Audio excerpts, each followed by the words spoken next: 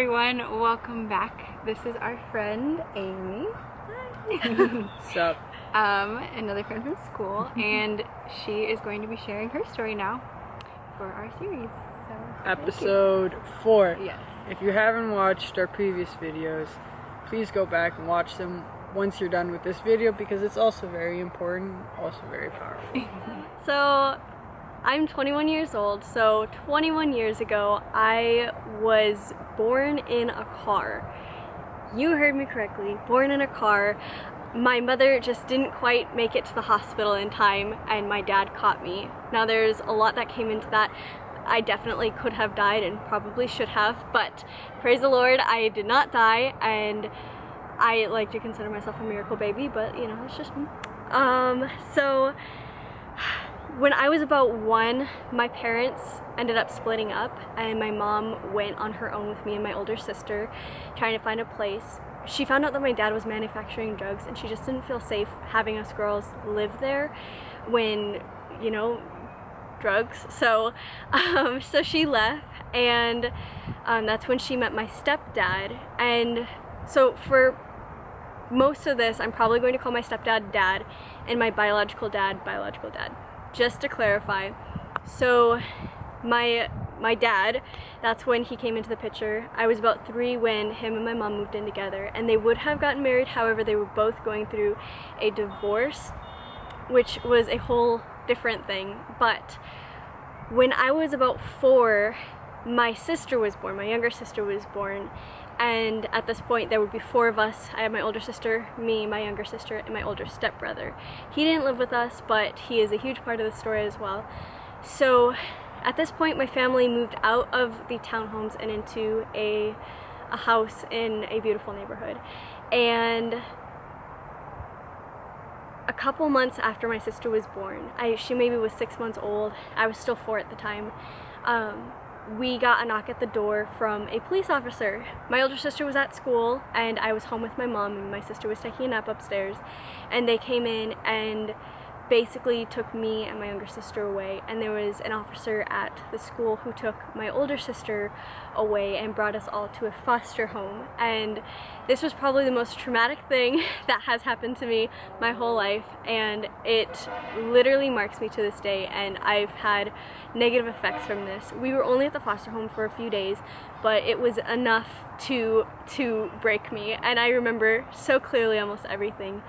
But during this time, behind the scenes, my dad went and filed for custody over me and my sister. He was able to take my younger sister home because he had custody of her, but only my mom had custody of me and my older sister.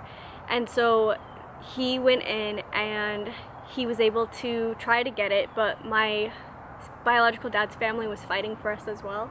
And so, long story short, my dad went up to my grandpa from my biological dad's side of the family, and they talked, had a really good talk, and my grandpa gave my dad the blessing to take us under his wing. So that was really amazing. But yeah, so after that all processed out, my dad was able to pick me and my sister up, and we were home again. But we weren't able to see my mom until she could prove that she was not using drugs, which she wasn't.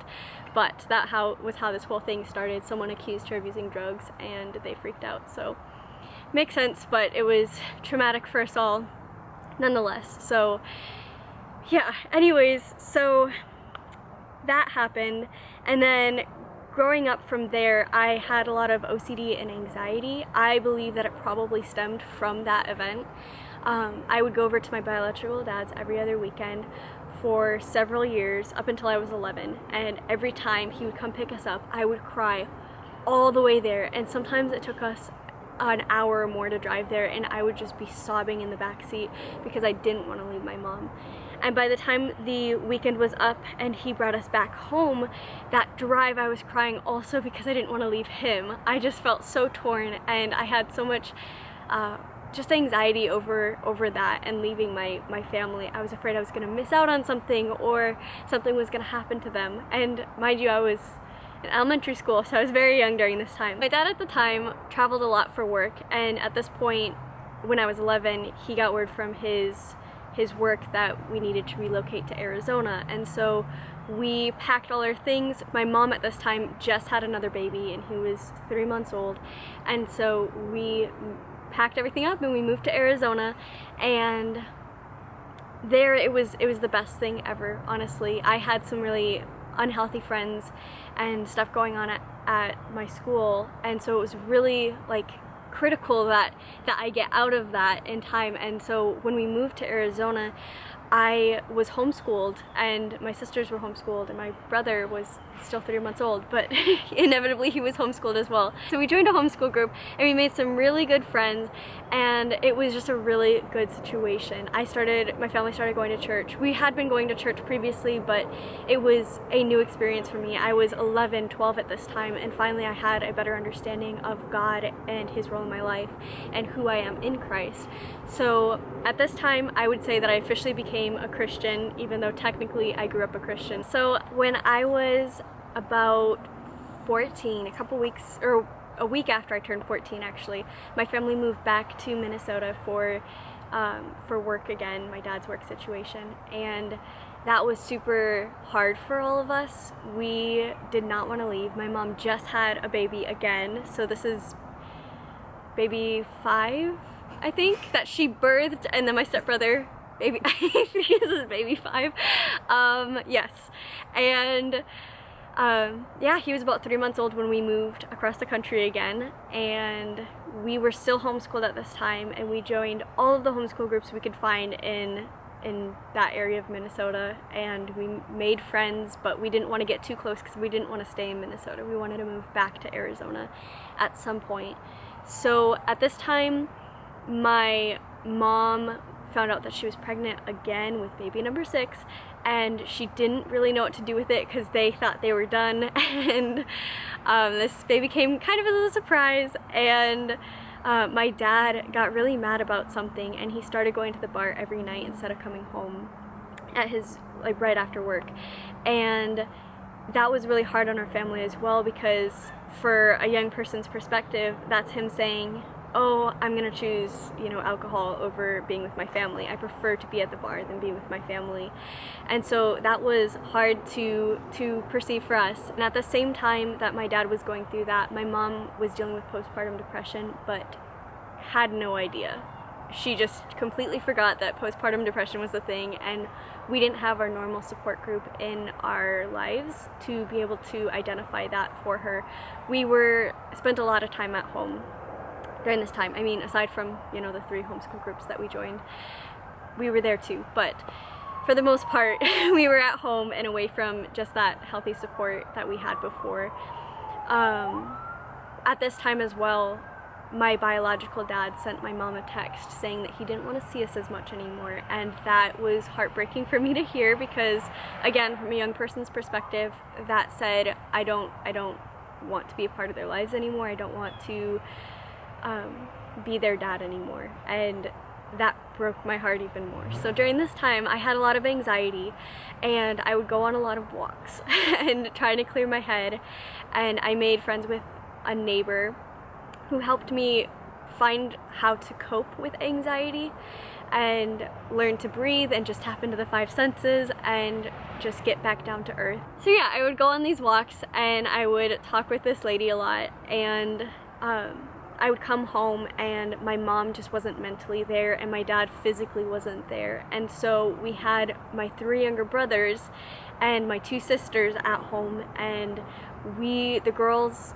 and I basically picked up the mom position, and we were parenting these little boys, and we had no idea what we were doing. We were 10, 14, and 16 at this time, and we had no idea what we were doing.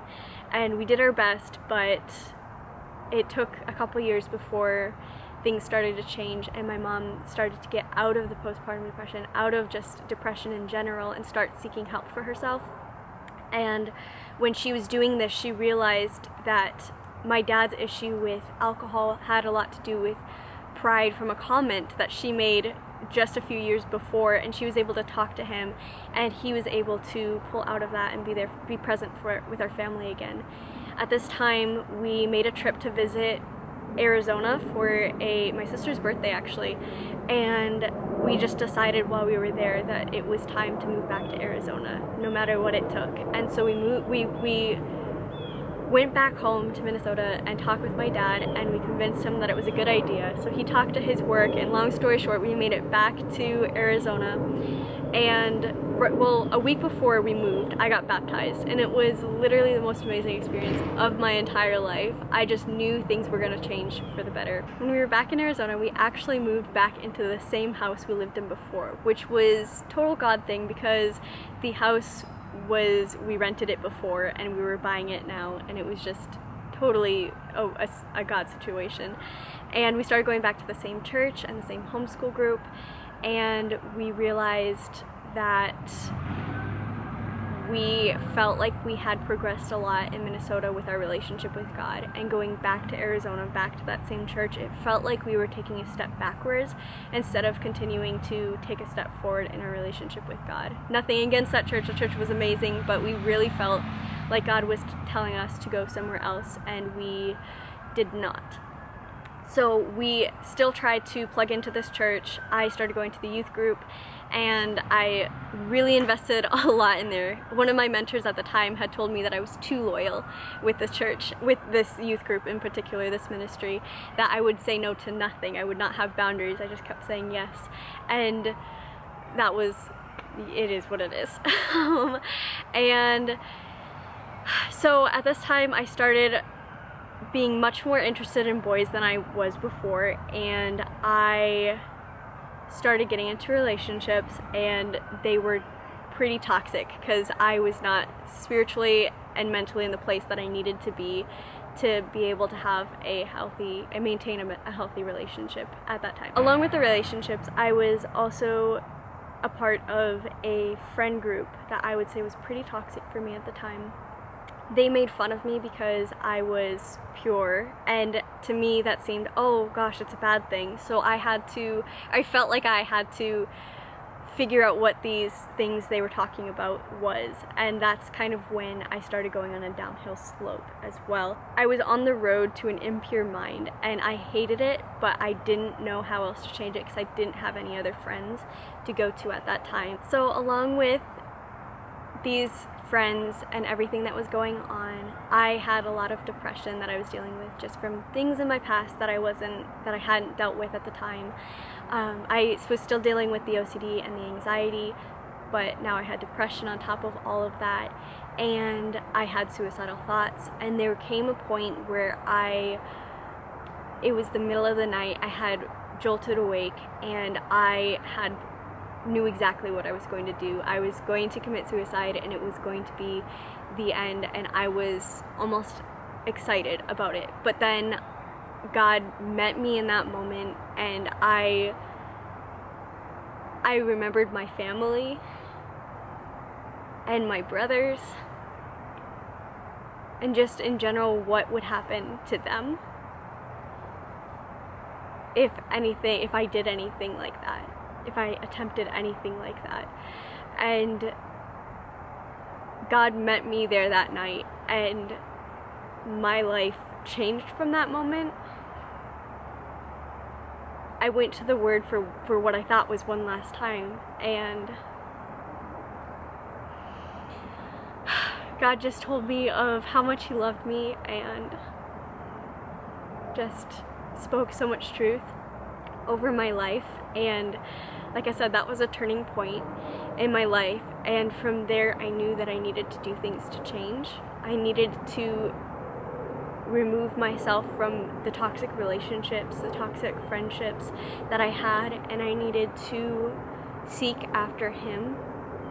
And that's when I was in college to be a sign language interpreter at the time, and I quit that, and I moved to Dallas, and I started going to Christ for the Nations, and I started just seeking healing from these hurts in my life from the time I was 4, even younger than that and on.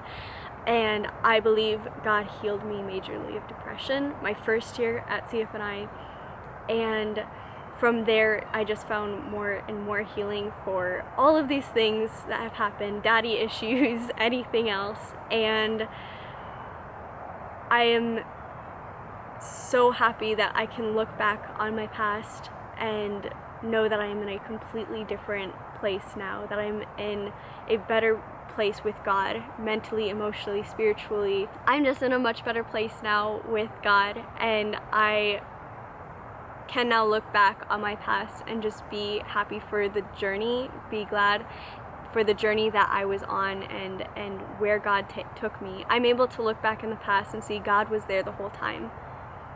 There's so many key parts in my past that if God hadn't intervened, I would not be where I am today. So that's my story. That's what God has done in my life, and I'm still not sure how to end. Wow, even after all of that. So that's my story. I give up. I'm done. Okay, that's good. You can edit it and make it sound pretty. Alright, awesome. Thank you.